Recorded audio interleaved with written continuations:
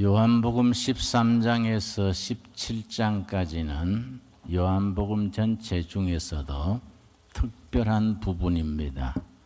예수님께서 십자가에 죽으시기 전 일주일 동안의 내력이 적혀 있는 내용으로서 13장에서는 예수님이 제자들의 발을 씻겨주시고 내가 스승으로서 주로서 이렇게 너희 발을 씻겼으니 너희도 이렇게 하라 이르셨습니다.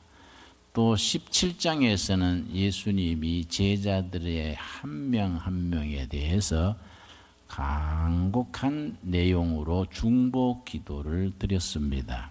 17장 전장이 예수님이 사랑하는 제자들을 위한 기도문 전체로 이루어져 있습니다. 중간에 14, 15, 16장에서 예수님께서 마치 어버이가 자식에게 차근차근 일러주듯이 깊은 사랑으로서 깊은 관심으로서 제자들에게 차근차근 일러주십니다. 그때 제자들이 상당히 마음이 불안하고 흔들렸던 것 같습니다. 왜냐하면 이번에 우리 주님이 예루살렘에 가면은 틀림없이 해코지 당할 텐데 이번에는 예루살렘 가는 것을 피했으면 좋겠다. 틀림없이 제사장 바리새인 그런 사람들이 이번에 우리 선생님을 꼭 해롭게 할 텐데 하고 마음에 근심이 많았습니다. 그때 예수님께서 요한복음 14장 26절에 18절에 이르기를 내가 너희를 고아와 같이 버려두지 아니하리라.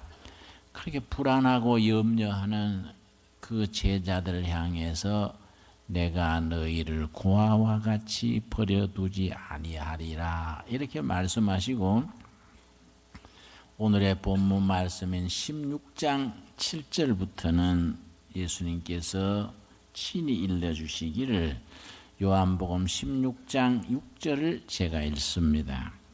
도리어 내가 이 말을 함으로 너희 마음에 근심이 가득하였도다. 제자들이 수심에 잠겨서 근심이 가득 차서 아이고 어떡하나 우리 선생님이 이렇게 변을 당하면 우리는 어떡하나 근심이 가득한 제자들을 향해서 예수님께서 거듭 말씀하십니다. 7절입니다.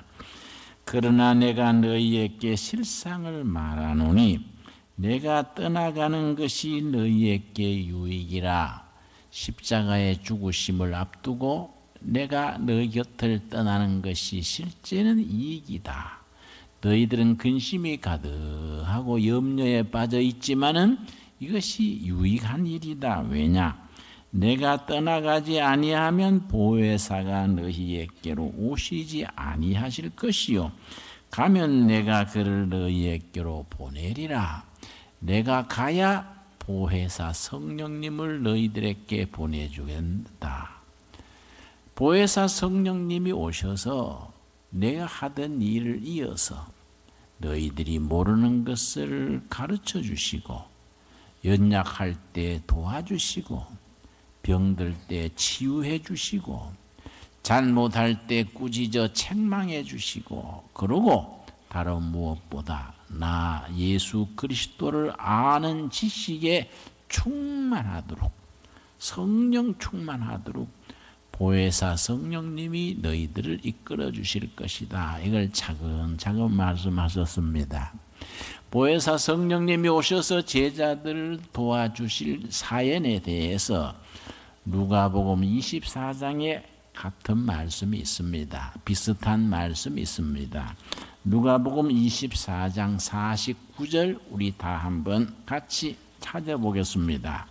예수님이 유언에 해당되는 말씀이라 할 수 있겠지요. 누가복음 24장 49절 말씀에 예수님께서 제자들 곁을 떠나시기 전에 이르시는 말씀입니다. 49절입니다. 볼지어다 내가 내 아버지께서 약속하신 것을 너희에게 보내리니 너희는 위로부터 능력으로 입혀질 때까지 이 성에 머물라 하시니라. 예수님께서 내가 가면 위로부터 오는 능력을 너희들에게 보내주신다. 우리 아버지께서 약속하신 것, 그거는 땅에 속한 것이 아닙니다. 어떤 도서실, 어떤 종교, 어떤 철학에서도 줄 수 없는 하늘로서 임하는 능력입니다. 내가 가면 아버지의 약속하신 것을 보내주신다. 바로 요한복음에서 말하는 보혜사 성령님을 일컫지요. 약속하신 것을 보내주는데 그 약속하신 것은 어디서부터 오느냐? 위로부터 온다. 위로부터 오는 능력이다.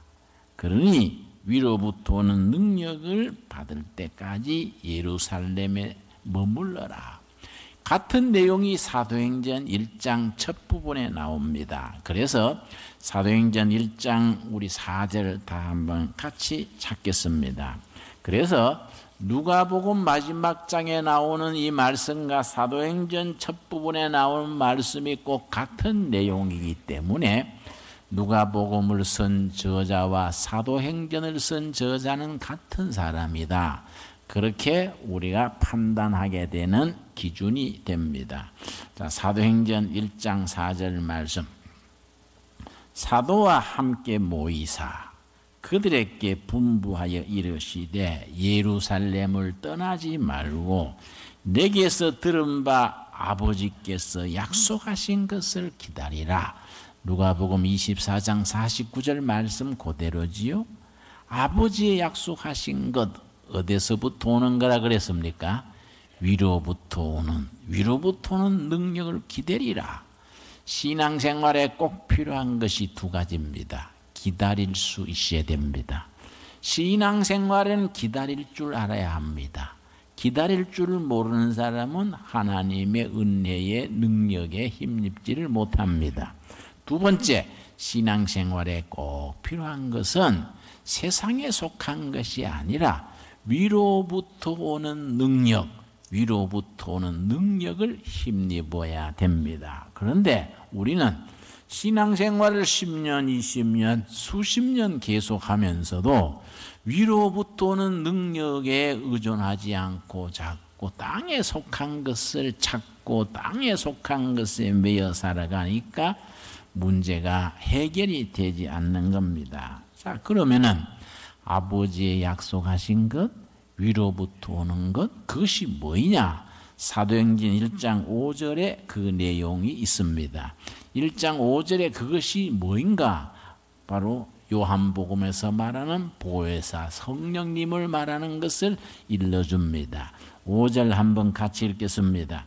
요한은 물로 세례를 베풀었으나 너희는 몇 날이 못되어 성령으로 세례를 받으리라 하셨느니라. 성령 세례라는 것을 일러줍니다. 이것이 아버지의 약속하신 것이고 내가 가서 보내주는 것이고 위로부터 오는 것이다.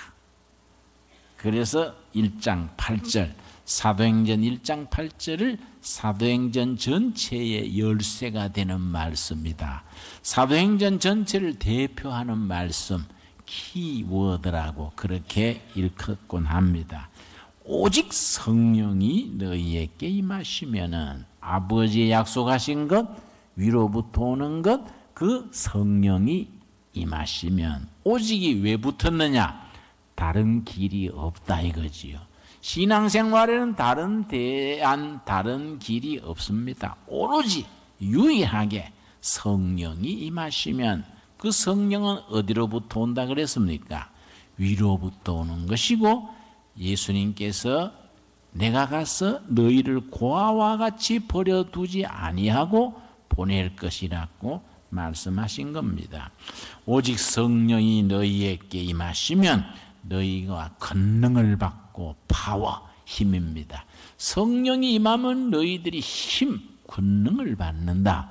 이 권능은 중심으로 세 가지 권능입니다. 세 가지의 권능을 내용으로 합니다. 첫째, 예수를 믿어서 거듭나게 하는 권능, born again, 거듭나게 하는 권능. 요한복음 3장에서 말했듯이 육으로 난 것은 육이요 영으로 난 것은 영인데, 육에서 난 것이 영으로 거듭나게 하는 권능입니다. 땅의 백성에서 하늘의 백성으로 변화되게 하는 권능이고, 시몬이 베드로로 변화되게 하는 권능이고, 물이 포도주로 변하게 되는 권능입니다. 두 번째, 그 권능은 어떤 권능이냐? 거듭나서 자라는 권능. 예수님의 형상에까지 자라는, 예수님의 분량에까지 자라는 성령 충만으로 나아가게 하는 권능입니다. 세 번째 그 권능은 어떤 권능이냐? 열매 맺게 하는 권능입니다. 전도의 열매, 성품의 열매인 성령의 열매, 봉사의 열매, 열매 맺게 하는 권능. 이런 것들이 성령이 임하면은 우리에게 임하는 권능입니다. 우리가 다 그런 권능을 받아서 하나님의 자녀로서 거듭나서 자라서 성령의 열매 맺는 우리들이 되어질 수 있게 되기를 바랍니다. 자, 8절 우리가 그런 점에서 다시 한번 같이 읽겠습니다. 오직 성령이 너희에게 임하시면 너희가 권능을 받고 예루살렘과 온 유다와 사마리아와 땅 끝까지 이르러 내 증인이 되리라 하시니라. 권능을 받아서 어디에 쓰느냐? 아, 권능 받았다, 좋다, 기쁘다, 이걸로 끝나는 게 아니다 이거죠. 권능은 왜 주시느냐? 증인되게 하게 하려고 권능을 주신다. 이 증인, 복음의 증인, 생명의 증인, 그리스도 도의 증인입니다. 이 증인이라는 말이 헬라어 성경 원문에 말투리아라는 단어인데, 말투리아에서 나온 영어 단어가 순교자, 마터입니다. 마터. 그래서 초대교회에서는 복음의 증인된다는 말하고 순교한다는 말을 같은 단어를 썼습니다. 그때는 사람들 앞에서 예수님을 내 주인으로 믿어 고백하고 전하는 것 자체가 바로 사자굴로, 십자가로, 화형으로, 사형장으로 갔기 때문에 복음의 증인이란 말과 순교자란 말을 같은 단어를 사용을 했습니다. 근데 지금 문제단 말이지요. 지금 우리가 예수 믿는다고 무슨 징역 가는 것도 아니고 불이익을 당하는 것도 아니고 사회에서 왕따 당하는 것도 아닌데, 지금은 그러면 순교가 없어졌느냐? 우리 말투리야 복음의 증인으로서의 순교자적 사역은 여전히 우리들에게 임해 있는 것입니다. 뭐입니까? 우리가 가정에서, 일터에서, 세상 속에서 복음인으로서 진리로 사는 삶, 이것이 우리가 이 시대에 감당해야 될 증인의 삶이라 할 수 있겠지요. 자, 그런데 그렇게 아버지의 약속하신 것, 그 성령이 언제 오셨느냐?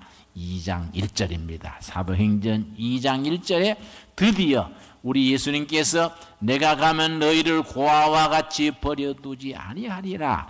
내가 가는 것이 너희들에게 유익이다. 이렇게 말씀하신 그 성령님이 언제 오셨느냐? 사도행전 2장 첫 부분에 드디어 그 성령님이 오신 겁니다. 1절에서 4절까지 우리 한 음성으로 찬찬히 신앙 고백을 가지고 같이 읽어보겠습니다.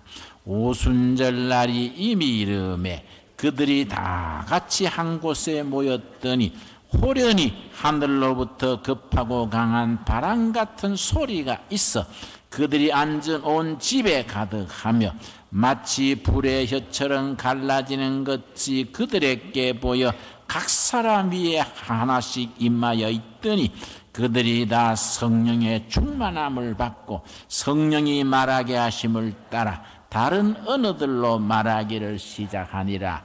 오순절 성령 충만한 역사가 임해서 교회가 시작된 본문입니다. 자, 그러면은 사도행전 1장 8절에서 오직 성령이 임하시면 너희가 권능을 받고 땅끝까지 증인이 된다고 하시는데 그 성령이 임하는 것이 사도행전 2장 1절에서 시작이 된 겁니다. 그러면 사도행전 1장 8절과 2장 1절 사이에 그냥 가만히 있었느냐? 아니다 이거지요.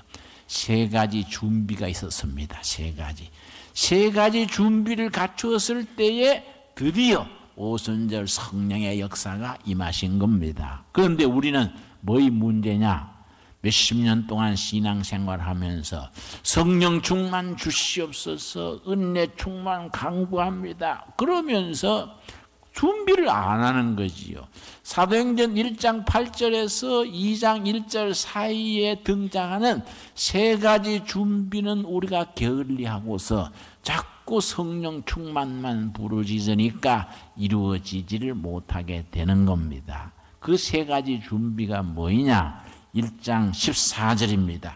사도행전 1장 14절 말씀.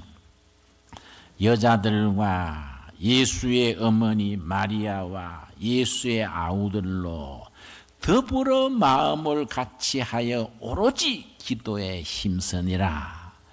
예수님께서 감람산에서 승천하셨습니다. 감람산 올리브 마운틴, 올리브 가수원이 있었던가 봐요. 그 올리브 가수원 있는 그 산에서 예수님이 승천하신 뒤에 120명입니다. 120명 제자들이 마가의 다락방에 모여서 마음을 같이하여 오로지 더불어 마음을 같이하여 오로지 비슷한 말을 3번이나 반복했습니다.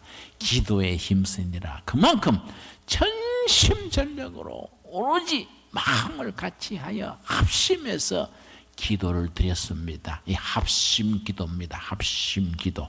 합심기도가 쌓이고 하늘 보좌에 합심기도가 쌓였을 때에 드디어 오순절 성령 역사, 예수님께서 내가 너희를 고아와 같이 버려두지 아니하고 너희들에게 모르는 것을 깨우쳐주고 잘못한 것을 꾸짖어 책망해서 회개에 이르게 하고 연약할 때 도와주고 너희들이 병들었을 때에 품어주고 치료해주고 다른 무엇보다 예수 그리스도를 아는 지식에 충만히 자라게 하는 그 보혜사 성령님이 오시기까지 오로지 마음을 같이하여 합심 기도했던 겁니다. 두 번째 1장 22절입니다. 1장 22절. 자, 세 가지 준비 중에서 두 번째 갖춰야 될 준비. 오늘 또 우리가 이들 세 가지 준비를 갖추면은 성령의 역사는 반드시 임하게 돼 있는 겁니다. 왜냐? 아버지의 약속하신 거라. 하늘로부터 임하는 것이고 아버지의 약속하시는 거니까 그 약속은 그때 사도행전에서 끝나는 게 아니다. 누가복음에서 한 번으로 끝나는 게 아니다. 지금 또 계속 이어지는 진행형의 약속이죠. 자, 1장 22절. 항상 우리와 함께 다니던 사람 중에 하나를 세워 우리와 더불어 예수께서 부활하심을 증언할 사람이 되게 하여야 하리라. 더불어 예수의 부활을 증거할 사람, 합심전도지요. 전도하는 내용이 뭐입니까? 예수 부활하셨다. 예수 부활하셨다. 예수가 부활하신 그 소식을 담대하게 입을 열어 증언할 사람, 합심전도하는 일이지요. 세 번째 25절, 26절입니다. 세 번째. 이 세 가지 조건을 갖추었을 때에 오늘 또 사도행전 2장 첫 부분에 성령의 역사는 임하도록 하나님의 약속으로 되어 있는 것입니다. 25절 말씀. 봉사와 및 사도의 직무를 대신할 자인 자를 보이시옵소서. 유다는 이 직무를 버리고 제 곳으로 갔나이다 하고 제비 뽑아 마띠아를 얻으니 그가 11사도의 수에 들어가니라. 요즘 말하면 조직을 정비하는 거지요. 무슨 조직 정비지요. 12제자 중에 가룟 유다가 변심해서 스승을 팔고서는 양심의 가책이 돼서 목을 매 죽었지요. 그 자리에 제비를 뽑아서 가룟 유다 자리에 마띠아를 보충시키고 말하자면 그릇을 만들었습니다. 교회가 왜 중요합니까? 성령께서 역사할 수 있는 그릇입니다. 그릇에 음식을 담지요. 중요한 것은 음식이지 그릇이 아니지요. 그러나 그릇이 없으면 음식은 또 담을 수가 없으니까 중요한 것은 부활하신 예수님의 복음의 사실이지요. 그러나 그 복음의 사실을 담는 그릇, 교회의 기구고 조직입니다. 당회, 재직회, 구역예배, 교구, 성가대, 교사회, 남전도회, 여전도회, 그 기구들이 왜 필요합니까? 어떤 분들은 나는 그냥 교회 가서 예배만 보고 혼자 다니겠다. 구역예배 나가자 그러면 자꾸 그렇게 하면 나는 그만 딴 교회 갈랍니다. 그런 사람도 있다 그래요. 그래서 목사님 이런 사람이 있는데 어떡할까요? 그래서 그렇게지 뭐 민주주의인데 뭐 가지 뭐 왜냐 혼자서 왔다 갔다 하는 거는 성도의 교제가 없어서 성령이 역사할 수 있는 그릇을 갖추지 못하는 겁니다. 응? 그 자기 혼자만 예수 믿겠다는 것은 최소한도로 성경적인 신앙이 아니고 특별히 사도행전 첫 부분에 나타나는 교회가 시작되는 그 구조가 출발점이 그렇지 않지요. 더불어 마음을 같이 해서 오롯이 합심 기도를 하고 더불어 마음을 같이 해서 예수 부활하셨다를 증언을 하고 그러고 조직을 정비해서 봉사의 직분을 감당할 사람들을 다 세우고 났는데 드디어 2장 1절입니다. 2장 1절 뭐라 그랬습니까? 오순절 날이 이미 이름에 그들이 다 같이 한 곳에 모였더니 모인 사람들은 오순절 역사가 이미 온 줄 모르고 있었는 겁니다. 그런데 이미 와서 역사가 시작된 겁니다. 영어 성경에는 already 이미 오순절의 역사가 시작이 돼서 2절 호련히 어디로부터입니까? 어디로부터? 하늘로부터 예수님이 약속하셨지요. 누가복음 24장에 약속했지요. 하늘로부터 온 능력을 기다리라. 그 말씀은 하늘로부터 급하고 바람 같은 소리가 있어 그들이 앉은 온 집에 가득하며 지금 우리로 말하면 교회 전체에 성령께서 임재하신 겁니다. 그 다음 3절 마치 불의 혀처럼 갈라지는 것들이 그들에게 보여 각 사람 위에 하나씩 임하여 있더니 이게 성령께서 예나 지금이나 역사하시는 두 가지 방법이지요. 첫째는 교회 전체 위에, 두 번째는 교인 한 명 한 명, 한 가정 한 가정, 한 영혼 속에 개별적으로 성령님이 체험되지고 임재하시고 고백되어지는 것입니다. 첫째는 교회 전체 위에, 둘째는 각 사람 각 가정 위에 성령이 임하시는 겁니다. 4절 그래서 우리랑 같이 읽겠습니다. 그들이 다 성령의 충만함을 받고 성령이 말하게 하심을 따라 다른 언어들로 말하기를 시작하니라. 여러분 요점은 이깁니다. 2장 1절 오순절 날이 이미 이르르매. 여러분 이 말씀에 아멘 하십니까? 여러분이 예수님을 구주로 모실 때에 예수님을 내 삶의 주인으로 모실 때 이미 예수님께서 여러분의 심령에 성령을 보내주셔서 보혜사 성령께서 이미 여러분의 심령 깊은 곳에 성령께서 임하여 계신 줄로 믿습니다.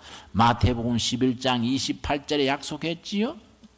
수고하고 무거운 짐진 자들아 내게로 오라. 내가 너희를 뭐라 그랬습니까? 쉬게 하리라.